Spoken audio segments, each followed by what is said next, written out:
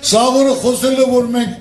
հաղթանակ ենք բերել, ժողովրդյան հաղթանակ, մինչև սարքեցի Ռուսաստանի տնտեսական պատերազմ, որ այսօր դուք այս տարածքում բնակվում եք, մարդիկ մշակում են, վարկ են վերցրել, աշխատացնում են, վարկը փակեն, տունը պահեն, աշխատավարձան, այսօր սաղտանում թափում են, դու նրանց մտածել եք կերպը մենակ նայեք,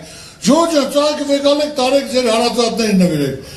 անգրագետներ, տալը ծաղիկը մի օր այդքան ծաղիկ իշքան արտահանում է, դու այդքան բնակություն չունես, որ տան, երկրորդ օրը ում են տալի, երրորդ օրը ում են տալու, այսօր շուկաներում արդեն ապրանքները թափում է, մեքենաները չեն կարող ներս մտնել, նոր հարյուրավոր զանգեր, ֆուռի վարորդներից սկսած, մինչև ֆերմերներից, գործարարներից, որ ասենք թե մտածում են ինչ պետք է անեն, ինչ է լինելու իրենց վերջը, որտեղ նայելով վերջը կործանումն է,